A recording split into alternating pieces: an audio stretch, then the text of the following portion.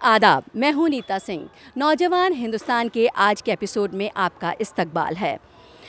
Science और technology ने हमारे जीवन के हर क्षेत्र में बदलाव किए हैं और हमारा खान पान भी इससे अछूता नहीं है।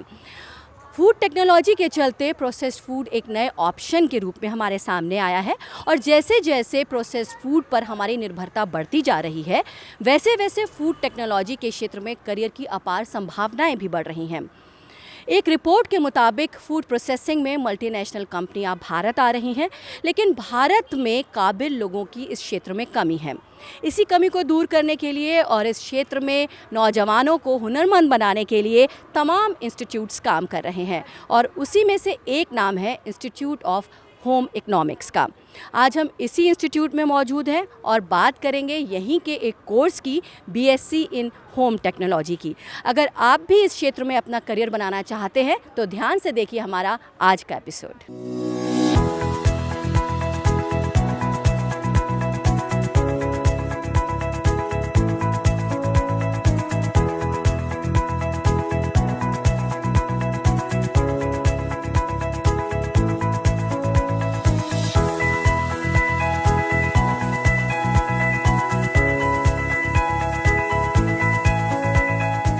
आज हम आपको बता रहे हैं कि कैसे फूड टेक्नोलॉजी के क्षेत्र में आप अपना करियर बना सकते हैं और इसमें किस तरह की संभावनाएं हैं, क्या स्कोप है, किस तरह आप अपना करियर इसमें बना सकते हैं, क्या जॉब प्रोफाइल आपको मिल सकते हैं। ये सब जानने के लिए हम यहाँ पर मौजूद हैं। हमारे साथ इस समय टीचर इंचार्ज डॉक्टर रजनी मौजूद हैं। डॉक्टर रजनी, आपका स्वागत है। Thank you so much. Doctor Rajni, layman language में आपसे जानना चाहेंगे कि फूड टेक्नोलॉजी है क्या। इस कोर्स में बेसिकली पढ़ाया जाता है right from manufacturing of food, processing of food, preservation और पैकेजिंग, जो इंडस्ट्री में बहुत इंपॉर्टेंट है क्योंकि जो भी फूड है कहीं पे ग्रो कर रहा है और अवेलेबिलिटी उसकी दूसरी जगह पे है। सो जहाँ पे वो ग्रो फार्म में जा रहा है और अवेलेबल हो रहा है कंज्यूमर तक, उस प्रोसेस में जाने तक जो भी चेंजेस होती हैं वो चेंजेस हो सकती हैं प्रोसेसिंग लेवल पे, प्रिजर्वेशन लेवल पे, ट्रांसपोर्टेशन पे, और जब ये कंज्यूमर के पास आता है वो उसी सेफ फूड और कंजम्पशन के लिए सेफ है या नहीं है। यही सारा फूड टेक्नोलॉजी कोर्स बताता है कि ये जब तक फूड जहाँ पे ग्रो किया गया है और कंज्यूमर तक पहुँचा है, जितनी भी उसमें चेंजेस हुई हैं, आफ्टर ऑल दोज चेंजेस वो कंज्यूमर के पास safe with the safe condition में पहुँचा या नहीं, यही सारा फूड टेक्नोलॉजी के कोर्स में बच्चे पढ़ते हैं। जी, तो फूड टेक्नोलॉजी में समझाया जाता है किस तरह से रॉ मटेरियल को आप कंज्यूमर तक पहुँचा सकते हैं। साथ में आपसे ये भी जानना चाहेंगे कि इस कोर्स को करने के बाद किस तरह का जॉब मिल सकता है, क्या जॉब प्रोफाइल रहता है, क्या अपॉर्चुनिटीज़ होती हैं। इस तरह का कोर्स करने के लिए जॉब प्रोफाइल जो है, बिकॉज़ ये जो कोर्स है बहुत प्राइम कोर्स है और इसकी जो नीड है day by day it is actually increasing. ये कभी भी नीचे इसका वो नहीं है कि सतर नीचे हो जाएगा, कि जॉब की सैचुरेशन लेवल नहीं आ सकता। उसका एक रीज़न ये है कि फूड जो है वो हर इंसान की नीड है और हमारी पॉपुलेशन में अर्बनाइजेशन हो रहा है, तो अर्बनाइजेशन की वजह से फूड प्रोसेसिंग इंडस्ट्री जो है वो it is actually coming up. Processing industry में हमारी जो प्रिजर्वेशन और प्रोसेसिंग में इसमें जॉब का बहुत अच्छी अपॉर्चुनिटी है। तीसरी पैकेजिंग इंडस्ट्री है, जहाँ पे फूड को जब प्रोसेस करने के बाद अगर आपको 6 महीने 9 महीने जब तक कि उसकी शेल्फ लाइफ वो रहना चाहिए सेफ़ फॉर द कंजम्पशन, सो उसमें पैकेजिंग बहुत इम्पॉर्टेंट रोल प्ले करता है कि किस तरह की आपने पैकेजिंग किया है, कि आपने जब फूड को अच्छी तरीके से प्रोसेस कर दिया, लेकिन जब पैकेज होके ट्रांसपोर्ट होके आपके कंज्यूमर तक गया तब ख़राब हो गया। सो पैकेजिंग उस टाइम पे बहुत अच्छा रोल प्ले करती है। उसके अलावा बच्चे जो फूड टेक्नोलॉजी के बाद स्पेशलाइज्ड कोर्स करते हैं, R&D में रिसर्च में जा सकते हैं, हायर एजुकेशन में जा सकते हैं।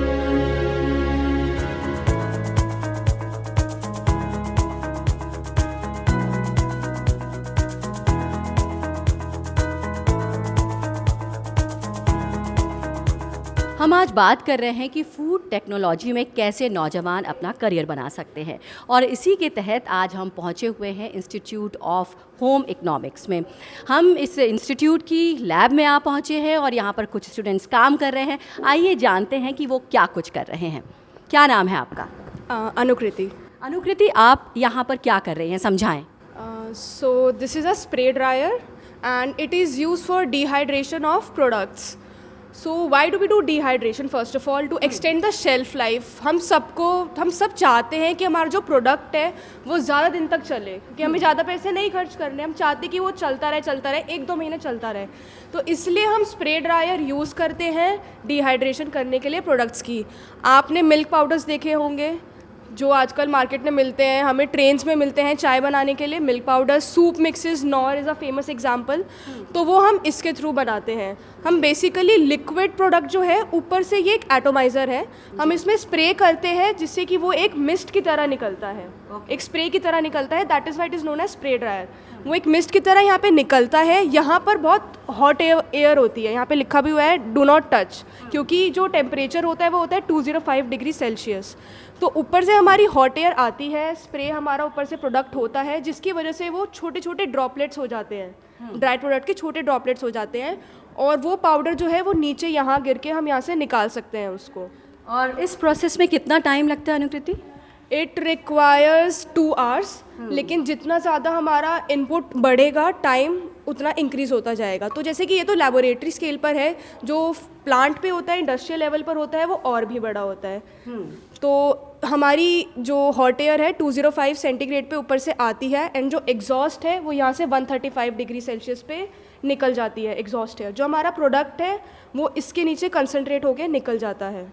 जो क्लम्प फॉर्मेशन है वो होती नहीं है, क्योंकि जो एटोमाइज़र है वो पार्टिकल्स को इतना दूर कर देता है, उस पर इतना चार्ज जो है सेम हो जाता है कि वो रिपेल करने शुरू हो जाते हैं, वो अट्रैक्ट नहीं होते, और इसलिए वो क्लम्प नहीं बनती, क्लम्प फॉर्मेशन नहीं होती है। तो इस तरह हम इस स्प्रे ड्रायर को यूज़ करते हैं।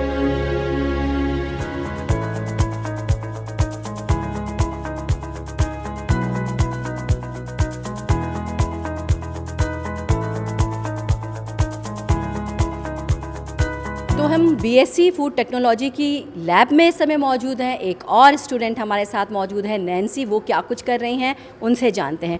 नैन्सी, आप क्या कर रही हैं? इस इक्विपमेंट के नाम बताइए और क्या करते हैं इस पर। ये जो हमारा इक्विपमेंट है ये हमारा बस्टिंग स्ट्रेंथ टेस्टर है, जो कि हम यूज़ करते हैं पैकेजिंग मटेरियल की स्ट्रेंथ चेक करने के लिए। पैकेजिंग मटेरियल जो है वो हम फूड प्रोडक्ट्स के लिए चूज़ करते हैं उनके डिफरेंट प्रॉपर्टीज़ के बेसिस पे, जैसे कि हमें किस फूड मटेरियल को पैक करने के लिए कौन सी प्रॉपर्टीज़ चाहिए। उन्हीं में से एक प्रॉपर्टी होती है हमारी बस्टिंग स्ट्रेंथ। जैसे कि आपने देखा होगा कि अलग अलग जो आप प्रोडक्ट्स खरीदते हैं पैकेजिंग मटेरियल वाले, उनमें अलग अलग टाइप होता है। नोटिस भी किया होगा आपने, चॉकलेट रैपर का हमारा अलग होता है, वेफर्स का हमारा अलग होता है, मिल्क पैकेट हमारा अलग पैकेजिंग मटेरियल में आता है। तो ऐसे ही हमारा जो इंस्ट्रूमेंट है वो पैकेजिंग मटेरियल की बस्टिंग स्ट्रेंथ चेक करता है। नैन्सी, आप करके बताएंगे हमें कैसे यूज़ करते हैं इसको? मेरे पास ये एक एल्युमिनियम फॉइल है, जिसमें मैं आपको बताऊंगी हम इसे कैसे यूज़ करते हैं। ये क्लैंप है, इसे पहले हम ओपन करते हैं और इसे सेट करना होता है इसके नीचे, और ये हम इसे अच्छे से नॉब को टाइट कर देते हैं ताकि अच्छे से क्लैंप हो जाए और ये मूव ना हो। अब जो ये आप नॉब देख रहे हैं, ये ग्रीन नॉब है, ये स्टार्ट बटन है। अगर मैंने इसे एक बार प्रेस कर दिया है तो ये जो प्रेशर है इसमें आना स्टार्ट हो जाएगा, और इसे मुझे प्रेस तब तक करके रखना है जब तक मुझे इसमें से बर्स्टिंग साउंड ना आ जाए और ये मटेरियल जो है वो बर्स्ट ना हो जाए। मैं आपको दिखाती हूँ। अभी ये आप देख रहे हैं, ये प्रेशर लग रहा है इसके ऊपर। अब ये जो देख रहे हैं आप, ये मटेरियल मेरा बस्ट हो चुका है, और ये जो रीडिंग मेरी आई है 1.02, इतना प्रेशर मुझे इस मटेरियल को बस्ट करने के लिए लगेगा। तो ये इसका मेरी बस्टिंग स्ट्रेंथ हो गई है इस मटेरियल की। तो ये आगे चल के आपको किस तरह से पैकेजिंग में हेल्प करने वाला है? पैकेजिंग आपने देखा होगी कि हम अलग अलग पैकेजिंग मटेरियल जो है उसमें अलग अलग प्रोडक्ट्स पैक करते हैं, उनकी अलग अलग नेचर होता है। जैसे कि हमें वेफर्स और चिप्स पैकेट्स जो पैक करने होते हैं, उसके अंदर हमें गैसेस डालनी होती है ताकि वो ऑक्सीडाइज ना हो जाए, रैंसिड हमें फ्लेवर ना आ जाए। तो इस वजह से हमें उनमें गैसेस डालनी होती है, वो गैसेस प्रेशर लगाती हैं, तो उसका मटेरियल हम उसी तरीके से लेते हैं जिससे कि वो बर्स्ट ना हो जाए।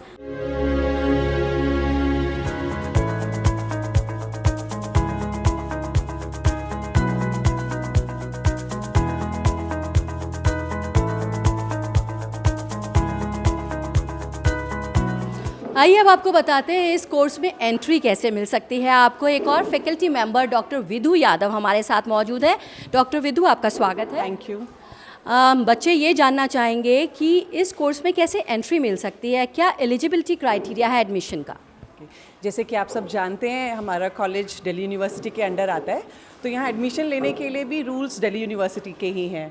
तो बेसिकली 12th में आपके पास फिज़िक्स, केमिस्ट्री, बायोलॉजी होना चाहिए कम से कम, और अगर मैथ्स है तो वो एक थोड़ा प्लस पॉइंट हो जाता है, उसमें थोड़ा मार्क्स रिलैक्सेशन है। DU के अंदर 4 कॉलेजेस हैं और चारों में ही कट ऑफ निकलता है और उस परसेंटेज के हिसाब से ही बच्चे अपना एडमिशन ले सकते हैं। तो the important thing is physics, chemistry, biology, और अगर मैथ्स है तो और भी अच्छा है। कितनी जाती है कट ऑफ इसकी? कट ऑफ 90 प्लस जाती है। जो जनरल कैटेगरी का है वहाँ पे तो 94-95% मिनिमम जाता है। उसके हिसाब से बाकी कैटेगरीज में थोड़ा सा डिफरेंस होता है, बट कंपटीशन बहुत हाई होता है। तो हाई कट ऑफ वाले बच्चे जिनको मेडिकल में कहीं नंबर नहीं आ पाता है वही यूजुअली इस कोर्स में आते हैं, क्योंकि यहाँ पे फिज़िक्स, केमिस्ट्री, बायो का बहुत उसके बिना एडमिशन नहीं होता, वो बहुत ज़रूरी है। जी, तो बहुत मेहनत करनी पड़ेगी इस कोर्स में एंट्री पाने के लिए भी। साथ ही डॉक्टर विदु, ये भी आपसे जानना चाहेंगे, बच्चे जब यहाँ आते हैं और जब यहाँ से बाहर जाते हैं तो किस तरह के चेंजेस, उसमें किस तरह की स्किल्स उनके अंदर डेवलप हो चुकी होती हैं? See the course is food technology. जब बच्चा आता है 12th के बाद, वो उसको ये सिर्फ पता होता है कि ये फूड है, ये फ्रूट है, ये वेजिटेबल है, बट उसके बहुत सारे एस्पेक्ट्स होते हैं, क्योंकि जब कोर्स में मल्टी वो हैं ऑप्शंस, तो यहाँ पे बच्चे माइक्रोबायोलॉजी पढ़ते हैं बट माइक्रोबायोलॉजी ऑफ फूड, बच्चे केमिस्ट्री पढ़ते हैं बट केमिस्ट्री ऑफ फूड, बच्चे इंजीनियरिंग पढ़ते हैं but in relation to food. तो हर साइंस का जो भी ऑप्शन है, ये बहुत सारे जितने भी साइंस के फील्ड्स हैं सबको कवर किया जाता है, बट हर चीज़ को हम फूड से रिलेट करते हैं। जिस कल को बच्चे का करियर हो या ना हो, बट एक अच्छा स्वस्थ शरीर किस खाने से आ सकता है, वो खुद का ख्याल और अपने परिवार का ख्याल रख सकते हैं और औरों को भी इस बारे में बता सकते हैं। और तो आपको बता दें, ये एक ऑल गर्ल्स कॉलेज है, तो उनके लिए क्या खास स्कोप रहता है, किस तरह से उनको पढ़ाया जाता है, किस चीज़ पर फोकस किया जाता है, ये भी जानते हैं। DU में बाय चांस है कि 4 में से 3 कॉलेजेस गर्ल्स कॉलेज है, बट कोएड कॉलेजेस भी है, एंड ये इसमें अपॉर्चुनिटीज़ गर्ल्स के लिए और बॉयज़ के लिए सभी के लिए है। ऐसा नहीं है कि सिर्फ गर्ल्स के लिए, बॉयज़ के लिए नहीं है, सबके लिए है। बट गर्ल्स का लिमिटेशन ये है कि यहाँ कॉलेज गर्ल्स के हैं, तो थोड़ा सा गर्ल्स के लिए प्लस पॉइंट है कि ये कोर्स इतना इंटरेस्टिंग है, इसको करने के बाद ये किसी भी इंडस्ट्री में रिसर्च एंड डेवलपमेंट में जा सकते हैं, क्वालिटी एनालिसिस में जा सकते हैं, और सबसे ज़रूरी आज के टाइम में जो हम बच्चों को इनकलकेट कर रहे हैं कि जॉब ढूंढना छोड़ के अपना बिजनेस स्टार्ट करें, एंटरप्रेन्योरशिप में जाएं, एंड उसके लिए भी हमारे पास सब्जेक्ट है जिसको हम कोर्स में पढ़ाया भी जाता है कि आप कैसे एक एंटरप्रेन्योर बन सकते हैं, कैसे एक बिजनेस वुमेन बन सकते हैं। आज के टाइम में लड़कियों को हमें पूरा सपोर्ट करना है, तो वो इंडिपेंडेंट बन सकें, तो उसके लिए सब्जेक्ट ऐसा है कि वो कल को अपना कोई भी बिजनेस खोल सकते हैं, और सरकार भी इस पर बहुत सारी सब्सिडीज़ और विमेन एंटरप्रेन्योरशिप पे जोर दे रही है। और एज अ गर्ल वहाँ पे जाके बहुत हेल्प होती है कि सरकार बहुत नई नई स्कीम्स ला रही हैं, जहाँ पे गर्ल्स अगर बिजनेस खोलती हैं तो उन्हें बहुत प्रमोट किया जाता है।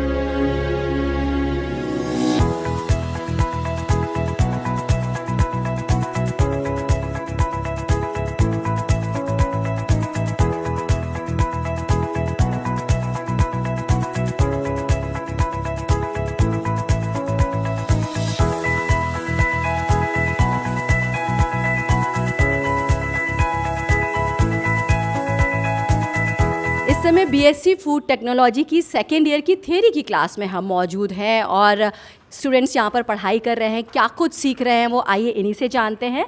आपका क्या नाम है? My name is Archi Singh. Archi, ये बताइए कि आप सेकेंड ईयर का कोर्स कर रही हैं, इस समय सेकेंड ईयर में हैं, क्या कुछ आपने सीखा एक साल में? इस एक साल में हमें बताया गया है कि जब कोई फार्मर कुछ प्रोड्यूस करता है तो वो रॉ है, तो वो हमारे पास किस तरह से आया है, हम जो फाइनल प्रोडक्ट आया वो कैसे कैसे बना, उसमें स्टेप्स, उसकी क्या मशीनरी है, वो हमें क्या प्रोवाइड करता है, क्या न्यूट्रिएंट्स देता है। तो अब तक हम सिर्फ ये सब पढ़ते आ रहे हैं, हर चीज़ के बारे में, नॉन वेज वेज हमें सब पढ़ाया जाता है। जी, तो आप कितना सेटिस्फाइड हैं इस कोर्स से? बहुत सेटिस्फाइड हूँ, जो मेरे को करना था इसमें वो सब कुछ है, and I am really satisfied with this course. तो आर्ची तो बहुत सेटिस्फाई दिखाई दे रही हैं इस कोर्स से, जो कुछ वो करना चाहती थी वो सब कुछ यहाँ पर इन्हें सीखने को मिल रहा है। कुछ और स्टूडेंट हमारे साथ मौजूद हैं, आइए आप इनसे जानते हैं कि इन्होंने क्या कुछ सीखा। क्या नाम है आपका? स्नेहा सिंह। स्नेहा, आप क्या सपने लेकर यहाँ आई थी, क्यों ये कोर्स आपने चुना? एक्चुअली फूड टेक्नोलॉजी बहुत ही एवरग्रीन और वास्ट स्कोप है, ठीक है। इसमें जनरली फूड टेक्नोलॉजी क्या करता है कि एग्रीकल्चर सेक्टर को इंडस्ट्रियल सेक्टर से जोड़ने का काम करता है। तो पूरे इन एक साल में मैंने बहुत कुछ सीखा है। स्टार्टिंग अगर मैं करना चाहूँगी तो फूड प्रोडक्ट्स की प्रोसेसिंग से, कि उसकी प्रोसेसिंग कैसे होती है, साथ साथ प्रिजर्वेशन भी, कि कैसे हम फूड प्रोडक्ट्स को प्रिजर्व करते हैं। उसके साथ साथ अलग अलग इक्विपमेंट्स होते हैं, जैसे ट्रे ड्रायर है, स्प्रे ड्रायर है, इन सब के बारे में हमने वर्किंग भी पढ़ी है, फ्रीजर्स के बारे में वर्किंग पढ़ी है। उसके साथ साथ जो फूड है, वो फूड में बहुत सारे इसके अलग अलग कैटेगरीज होते हैं, जैसे डेयरी है, मीट है, पोल्ट्री है, फ्रूट्स एंड वेजिटेबल्स है, तो उन सब की अलग अलग कैटेगराइज्ड है, तो हमने उन सब के बारे में अभी पढ़ा हुआ है। जी, तो काफ़ी कुछ इन्होंने भी सीखा है। कुछ और स्टूडेंट्स से बात करते हैं। आपका क्या नाम है? प्रेरणा मिश्रा। प्रेरणा, ये बताइए कि अब जब एक साल हो चुका है, आप BSc सेकेंड ईयर में हैं, क्या आप अपना माइंड मेकअप कर पाई हैं कि इस कोर्स को करने के बाद आप क्या करेंगी आगे? एक्चुअली ये सब्जेक्ट बहुत ही ज़्यादा इंटरेस्टिंग है। इस सब्जेक्ट के आगे बहुत सारे वेरिएशंस हैं, जैसे अभी फूड टेक है, हम आगे फूड बायोटेक में जा सकते हैं, food microbiology, food biochemistry, even food engineering. अभी रिसेंट इस सेमेस्टर में हम पे फूड माइक्रोबायोलॉजी है, वो बहुत ही इंटरेस्टिंग सब्जेक्ट है माइक्रोबायोलॉजी एस्पेक्ट से। इवन हमें अगर आगे मास्टर्स करना है, या फिर हम अगर इंडस्ट्री लेवल में जा सकते हैं, या फिर किसी लैब में जाकर के अपने प्रोजेक्ट पे काम कर सकते हैं, बहुत सारे आगे हैं। मैंने तो आगे मास्टर के लिए सोचा हुआ है, मुझे फूड बायोटेक की फील्ड फर्दर और ज़्यादा इंटरेस्टिंग लग रही है। तो इनको फूड टेक्नोलॉजी की जो फील्ड है बहुत इंटरेस्टिंग लगती है, आगे मास्टर्स करना चाहती हैं, अपार संभावनाएं हैं इस क्षेत्र में।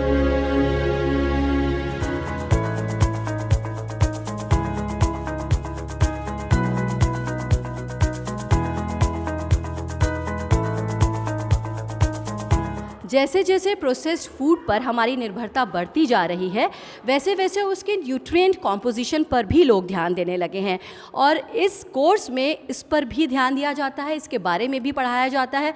हमारे साथ फैकल्टी मेंबर मौजूद हैं, उनसे जानते हैं।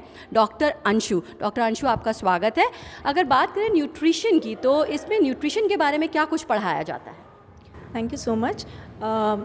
इसमें न्यूट्रिशन के बारे में basically what we look into it that कि जो कॉमन बीमारियां होती हैं because of nutritional deficiencies, for example iron की डेफिशिएंसी से अनीमिया होता है, विटामिन ए की उससे you have night blindness and other things, then you have protein energy malnutrition leading on to so many other problems, and iodine deficiency disorders. These are some of them which we are picking up. So what we are teaching these children that in बीमारियों के causes क्या क्या हैं, how we can treat them, an important thing which comes into play when we talk about food technology is basically fortification. So whatever they are preparing, the new products which they plan, which they make, they must take into account what are our national public health problems and how we can incorporate those nutrients in these processed food so that the nutritional deficiencies are taken care of.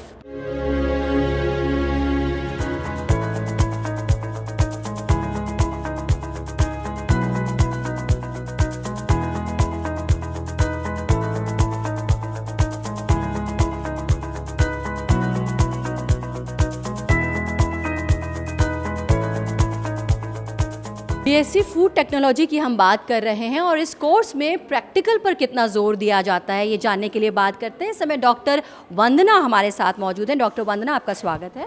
Thank you. बताइए किस तरह का ratio रहता है, कितना focus practical पर रहता है? एक्चुअली बेसिकली हम लोग दोनों को ही 50-50% लेके चलते हैं, और BSc फूड टेक्नोलॉजी में इट्स नॉट लाइक कि we have only one subject, हमारे पास बहुत सारी ब्रांचेस हैं, जैसे हो गया technology of cereal, pulses and oil seed, then we have preservation of food processing, then we have food packaging, we have so many like various subjects are there in this food technology. तो अभी जो basically हमारा जो practical चल रहा है वो technology of cereal, pulses and oil seed पे है। सो इसमें हम बेसिकली अगर पूरा देखा जाए तो हमने 50% वेटेज देते हैं हम लोग इसको प्रैक्टिकल को, 50% थियोरी को। और वी ट्राई टू मेंटेन कि जो थियोरी में चल रहा है वही चीज़ प्रैक्टिकल में भी चले, इसलिए बच्चों के लिए इजी हो जाता है। जैसे हम लोग एग्जांपल देते हैं कि किसी भी फूड प्रोडक्ट में प्रोटीन है, सो वो प्रोटीन क्या है, उसका स्ट्रक्चर कैसे होता है, वो कितना परसेंटेज में प्रेजेंट है, क्या हम उसको कैलकुलेट कर सकते हैं या नहीं। तो हम लोग जैसे वीट का है तो वीट में कुछ प्रोटीन्स होते हैं, सो अब वो प्रोटीन कैसे कैलकुलेट करना है वो हम लैब में परफॉर्म करते हैं। यूजुअली जो लोग सोचते हैं कि हम जितने भी प्रोसेस फूड मटेरियल है it is not good for consumption, but it's just a myth. ऐसा कुछ नहीं होता है, क्योंकि हम लोग जो प्रैक्टिकल्स कराते हैं हम लोग we have to keep all the parameters in our mind कि उसमें कितना प्रोटीन है, कार्बोहाइड्रेट है, फैट है, या फिर कुछ अदर न्यूट्रिएंट्स हैं लाइक बायोटिक कंपोनेंट्स हैं, तो उनको कैसे रिस्टोर करके रखना है। So we have a proper time temperature combination for each and every food material कि अगर मैंगो है तो मैंगो इज़ मोर फाइबरस, तो we need to retain that fibre, तो उसको किस टेम्परेचर पे हीट करना है, कौन से कितने टाइम पीरियड के लिए करना है। तो ये सब चीज़ें हम लोग प्रैक्टिकली कराते हैं। आज हम बात कर रहे हैं कि फूड टेक्नोलॉजी के क्षेत्र में आप अपना करियर कैसे बना सकते हैं, और इसी के चलते आज हम पहुंचे हुए हैं इंस्टीट्यूट ऑफ होम इकोनॉमिक्स में। ये इंस्टीट्यूट महिलाओं को आत्मनिर्भर बनाने में काफ़ी योगदान दे रहा है। हम यहाँ के डायरेक्टर डॉक्टर गीता त्रिलोक कुमार के साथ इस समय मौजूद हैं। आइए जानते हैं इस कोर्स के बारे में और इस इंस्टीट्यूट के बारे में और ज़्यादा उन्हीं से। डॉक्टर गीता, आपका स्वागत है नौजवान हिंदुस्तान में। Thank you very much. सबसे पहले आपसे ये जानना चाहेंगे कि इस इंस्टीट्यूट की शुरुआत किस मकसद के साथ की गई? ये इंस्टीट्यूट 1961 में शुरू हुआ था, और तब ये इंस्टीट्यूट एक डिप्लोमा कोर्स रन करता था, और डिप्लोमा कोर्स भी न्यूट्रिशन में, क्योंकि उस ज़माने में क्या होता था कि शादी के लिए लड़कियों को अच्छा खाना बनाना, अच्छा पहनना, घर सजाना, ये सब कुछ उनको बताना पड़ता था। तो शुरू इसलिए हुआ था, लेकिन धीरे धीरे 1969 में इसको हमारी डॉक्टर मल्हन थी उस ज़माने में जो इस इंस्टीट्यूट की इंचार्ज थी, और उन्होंने इसको दिल्ली यूनिवर्सिटी के साथ जोड़ लिया। तो हम लोग 69 में दिल्ली यूनिवर्सिटी के साथ एफिलिएट हो गए। सबसे पहला कोर्स हमारा होम साइंस ही था, और होम साइंस में हम बीएससी होम साइंस बच्चों को पढ़ाने लग गए, और बहुत ही अच्छे परसेंटेज के बच्चे आते थे, क्योंकि सब ये चाहते थे कि एक अच्छी हाउसवाइफ बने। तो उस ज़माने में ये फिनिशिंग स्कूल की तरह होता था।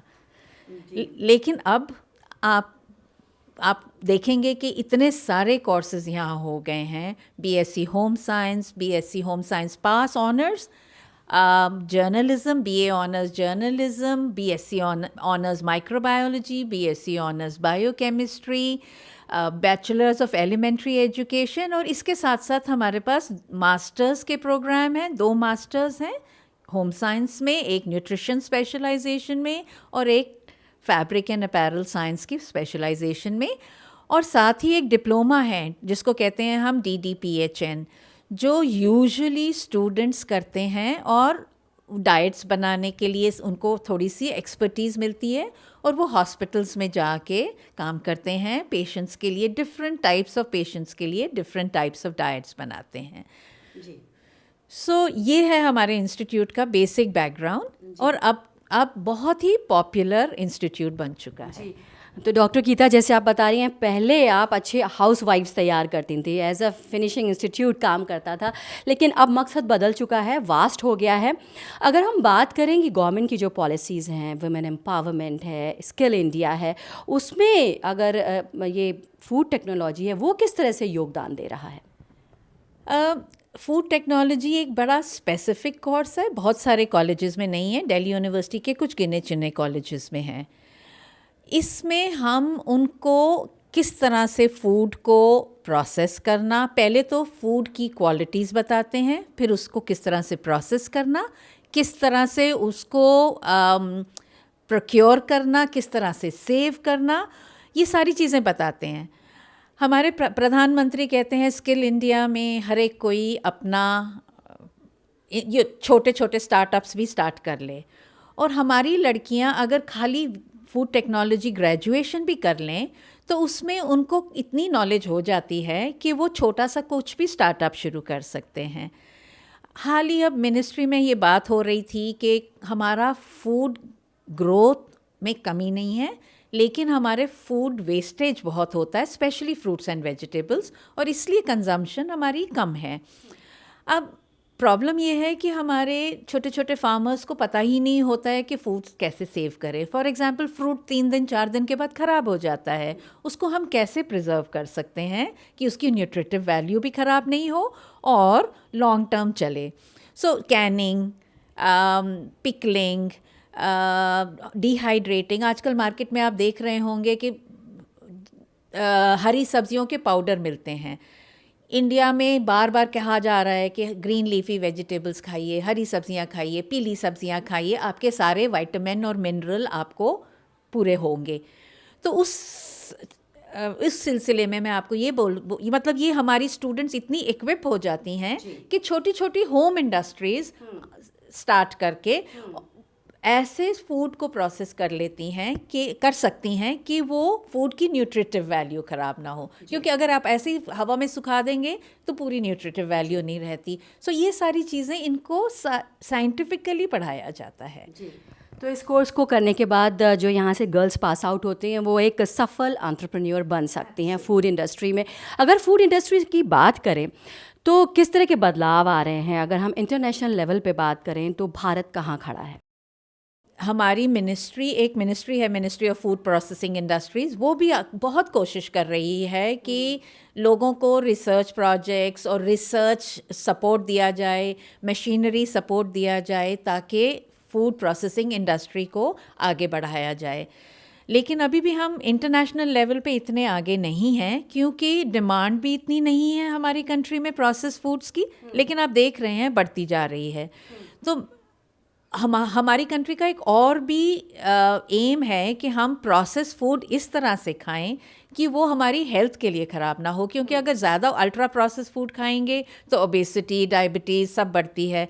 सो उस एंगल से भी हमारी कंट्री, जो हमारे हायर अप्स हैं, मिनिस्ट्रीज़ में हैं, जो डिसीजन मेकर्स हैं, वो ये भी देख रहे हैं कि एक ओबेसिटी और डायबिटीज़ एपिडेमिक ना हो प्रोसेस फूड से, लेकिन प्रोसेस फूड्स को हम इस तरह से प्रोसेस करें कि हमारी ज़ीरो वेस्टेज हो जाए। जिस दिन ज़ीरो वेस्टेज हो जाएगी, मेरे हिसाब से हम इंटरनेशनल लेवल पे पहुंच जाएंगे, लेकिन अब उसमें थोड़ा सा समय लगेगा।